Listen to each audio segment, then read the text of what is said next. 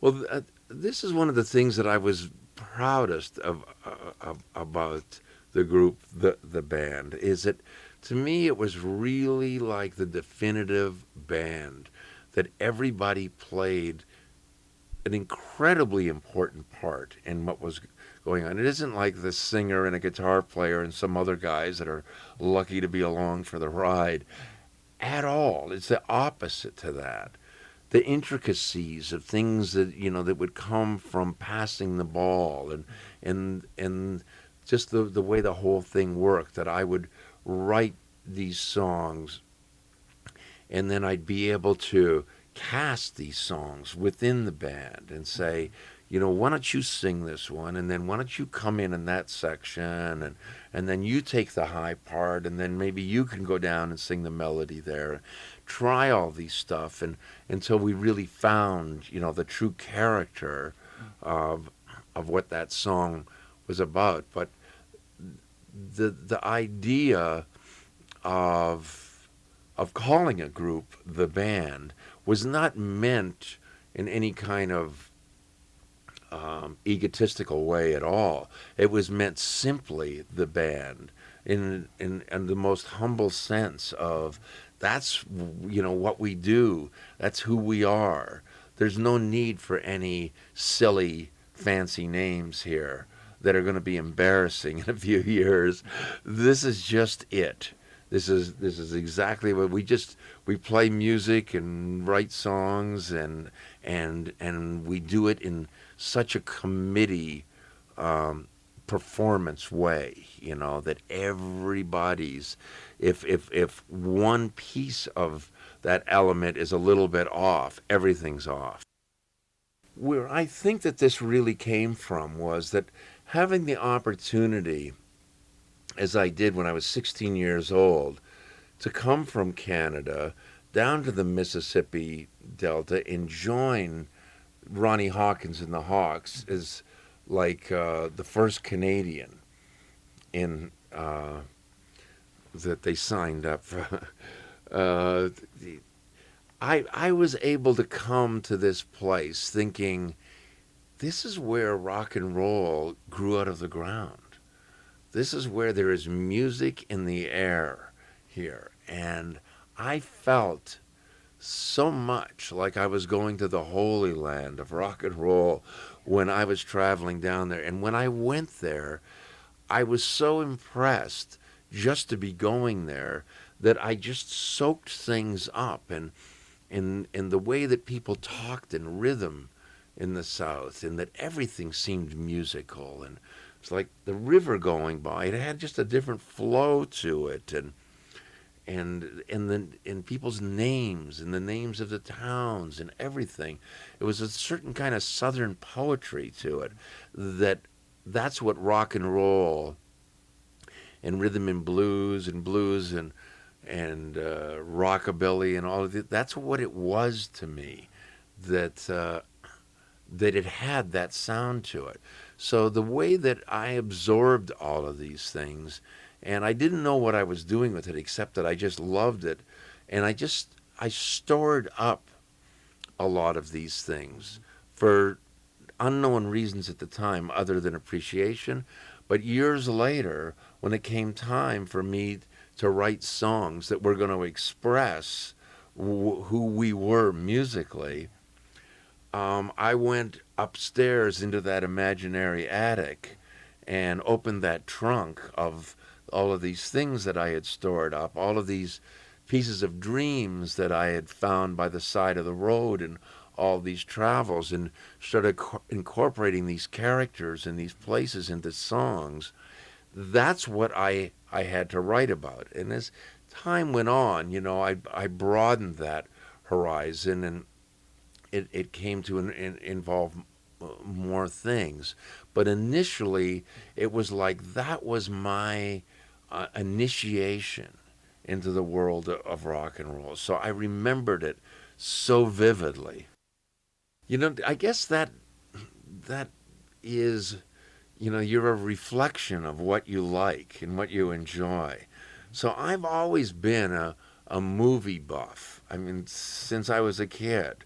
And, we'd be playing in bars and stuff, and in the afternoons, I would steal away and go down to some that movie theater of something that maybe I didn't even know a lot about it, but I remember one afternoon walking in from the street saying, "Oh, here's this, I like the name of this movie. I don't know what it is, but let me go see check it out." And this was probably when I was 17 years old or something, and I went in and it was 8.5. And I thought, I like this. I like this walking into a whole other world, and it just sparks enthusiasm, creative enthusiasm inside me. So then I started like just following the dots on this, and I became, over the years, and it was like I just didn't want there to be a Bergman film that I hadn't seen, or like you mentioned, or Kurosawa, or I mean, a lot of these the European directors, Rossellini and Antonioni, and on, as well as Wells and Hawks and Ford. It did. It made me want to get those same kind of results out of what I did when I would go and see a movie. When I'd go and see The Searchers or something, John Ford. I'd think, and then I'd go to and be writing a song, and I'd think I want to get the same results of the feeling that I got in watching this out of this song. And I don't have, an hour and a half or 2 hours to do this with, so I'm going to have to cut to the chase here. But there's no question that things like Grapes of Wrath influenced The Night They Drove Old Dixie Down, and on and on and on. Yeah.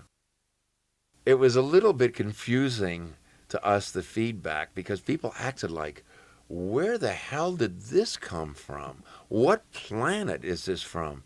And we were like, what are you talking about? This is like, what we're doing here is we're taking our musical education of what we've picked up. We didn't just get together last week and, we're not a group that got guitars for Christmas and we're looking for a record deal.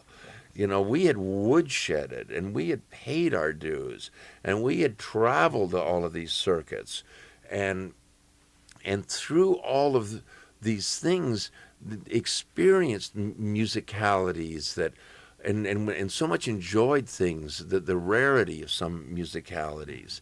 And so in what we were doing, to hear a hint of gospel music and a little bit of sacred harp singing and a little bit of, gospel and a little bit of mountain music and blues and on and on and on, all of these things, it was just part of the gumbo that we had gathered, these ingredients over the years legitimately.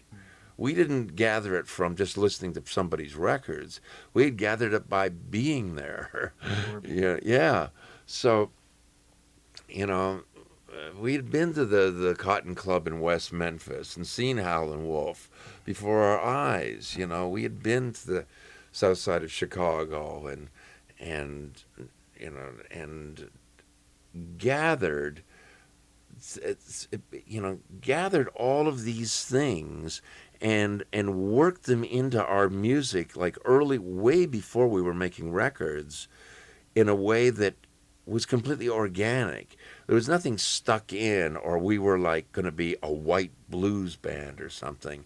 That was never the idea. It was always to find how this music could be the most honest and organic as we could possibly make it, with these natural influences.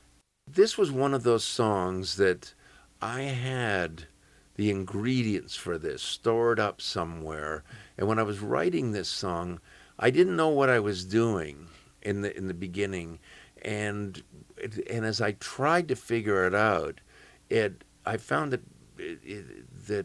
I couldn't tap into whatever I was really trying to find. And then when I just stopped trying and just subconsciously something came creeping out, which usually the best songs come like that. They're not manipulated necessarily. I mean, for me anyway. And and I remembered when I first went down south, from Canada, like I had said, I remembered somebody saying to me, in all seriousness, one day, "Oh, but don't worry, Robbie, the South is going to rise again." And and it wasn't a joke. There was a sincerity to it, and it gave me chills, when I heard that. And and I felt like, yes, and I want to help in any kind of way that I can to promote this idea. It's just whatever that means. It sounds beautiful to me, and I'm ready to join your army, you know. And so something, just got stored up there, and then one day when I sat down, I wrote that song on the piano, and one day I sat down at the piano and I wasn't thinking about anything, and it just came out just the way it was. The night they drove over Old Dixie down, it wasn't labored. It's just that it didn't come to me. I'd written the chord changes for it, and I was humming the melody, but I didn't know what the song was about. And then one day it just appeared in that kind of way. The Wait was a song that I wrote very quickly, and had thought, well, here's a little tune. If some of these others don't work out as well as expected, I've got something to fall back on here. And I didn't recognize at the time that it was, um, in, when you're inside looking out, sometimes you just can't see it clearly. But it was definitely one of those songs that I had been to see a Boonwell movie, and then I saw about three Boonwell movies, and there was a thread running through these that fascinated me. Because it was all about people trying to do something really good, and you think, oh, that's great, but it would turn on them just the way things in real life can do. And so this song ended up being about somebody going somewhere, and somebody and somebody saying, listen, would you do me, which happens all the time, would you do me a favor while you're there? Would you pick me up a package of blah blah blah, because you can't get them here?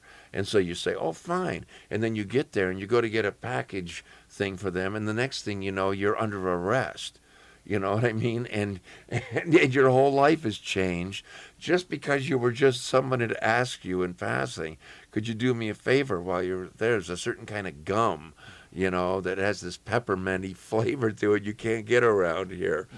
Uh, so just the irony of that idea, which I did see in these Boonwell films, and then when I was writing the song, it was entertaining me, just the lyrics that I was writing, the irony of that kind of thing, because it is a song that has a certain humor to it, not an obvious humor, but there is a humor inside all of that.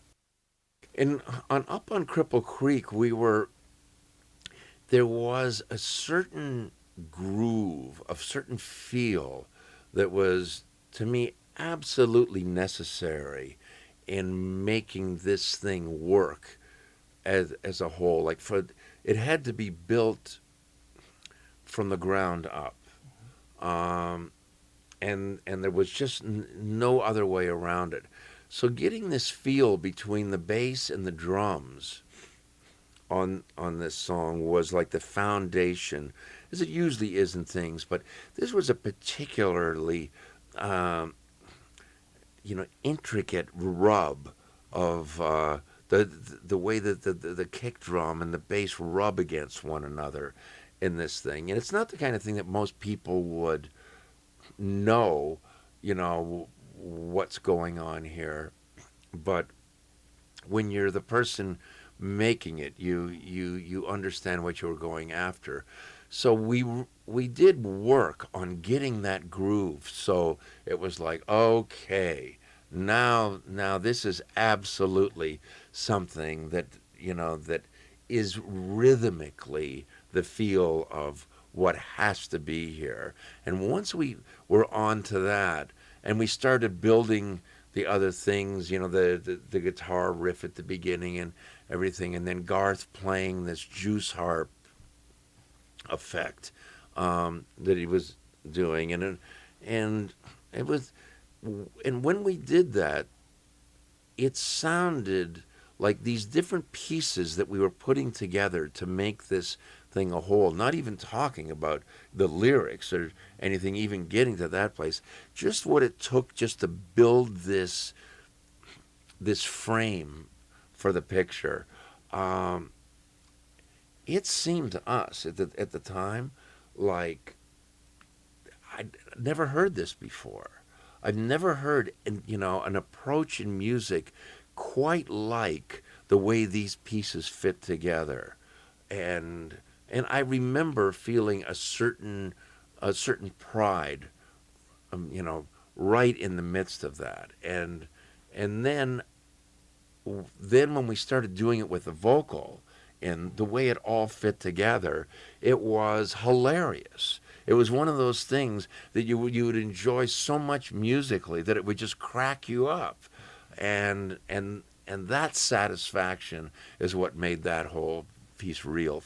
With Levon's playing, there was something in that was so grown right out of the Mississippi Delta in its approach to the music. It just, there was no question from the very beginning when Levon would sit down and play that this is the real deal here.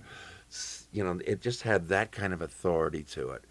Um, and Rick's playing, Rick is one of the most unusual bass players um, ever. I mean, for a long time in the beginning, he played this Ampeg fretless bass that it's really hard to play.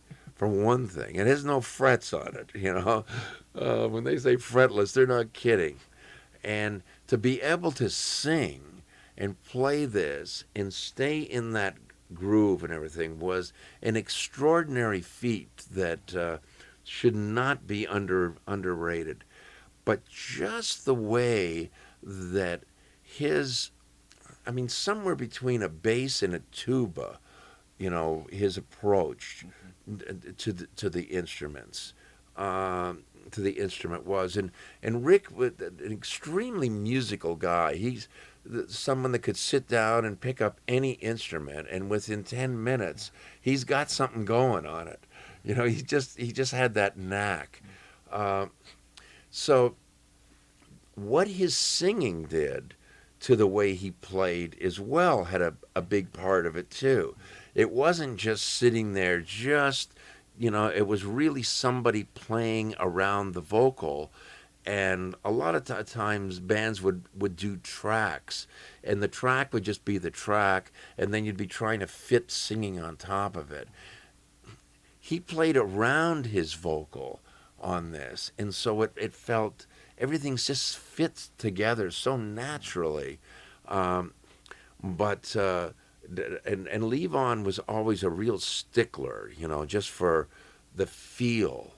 The feel of the track just needed to be just locked in there, and something magical about the feel. I sensed that something special was going on um, because of the ingredients, just to have, I mean, before we even did it, just to have Scorsese, who, in my mind, had the best. He had the best instinct for music of any other film directors. Uh, and it's, over the years that, it's, he's never failed to impress in that kind of way. So so that, and then all of a sudden, all of these camera guys that are so good, all of them that wanted to be a part of it. And when we started putting this thing together, it started very modestly, and over time it built and it built, and in a way that it took on a life of its own.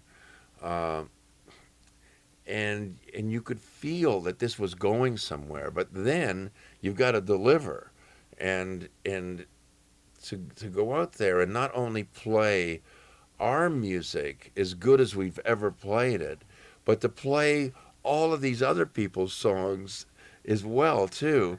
I'm telling you, it's Guinness Book of Records time. To go from Muddy Waters to Joni Mitchell, from Neil Diamond to Dr. John, without blinking an eye, is no small feat, believe me. So anyway, that was something to be proud of. Getting through the concert that night was just an extraordinary feeling. Oh yeah, no, and even longer than that, it went on because it was these poets and that came out in the middle, and all kinds of stuff was going on. It was just an extraordinary situation, and it had a lot to do. When they say, well, timing is everything. Well, in that case, it was really important too, because all of the artists that were there were so at the top of their game right then. I mean, Van Morrison, and like we said, and Muddy Waters, and Bob Dylan, and Neil Young, and Joni Mitchell, and on and on and on. I mean, everybody was doing it as good as they can do it, and as the band was as well. So we had all of that going, plus this great filmmaker, plus the ambition to do something that was, because I don't like music films very much. All of those documentary concert films that had been made up to then, I didn't care for them. I mean, Woodstock was terrific, but because of it was Woodstock, and it was this own historical phenomenon unto itself, not because of the film to me.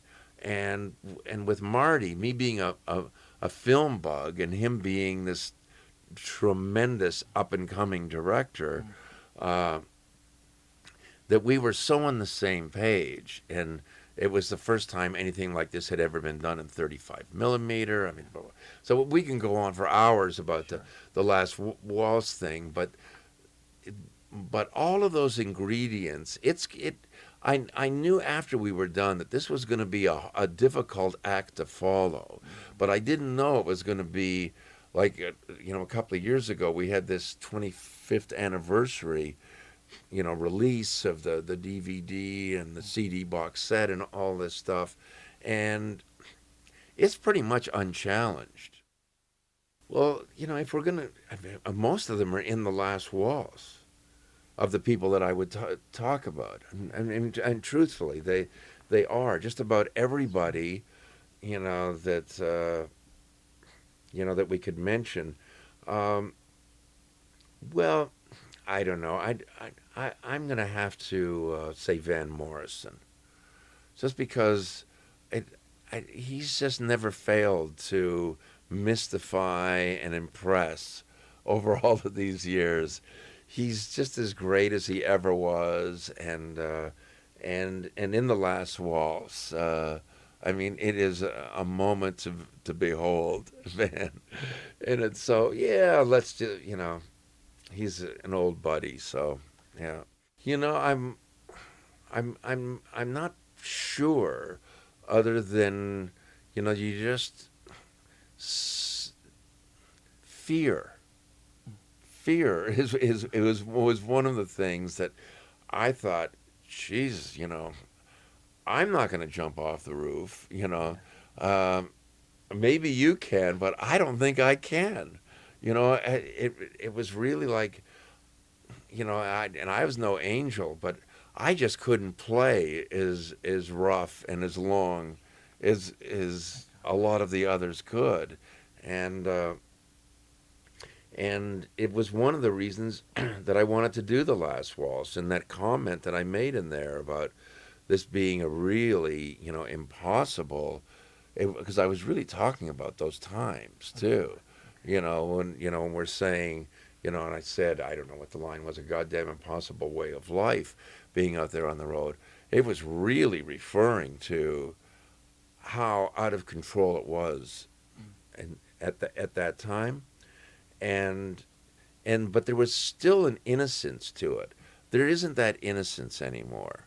Now it's like, if you're gonna go to that place, you might as well get a crack pipe and pull out all the stops, because there's no innocence left in it anymore. The whole experimenting of the late '60s and psychedelics and everything. Nobody thought of this as being like evil and like dancing with a demon or anything. It became evil and dancing with the demon. The first, to be really honest about that, the really first sense that I had of the band's sound was when we were recording the first song on Music from Big Pink. We went and recorded Tears of Rage that Richard Manuel and Bob Dylan had written. We recorded that, and we recorded The Weight as well. And when I heard those two things, I thought, there it is, as clear as it can be. That's as true to our musical experience up to this point as possibly could be.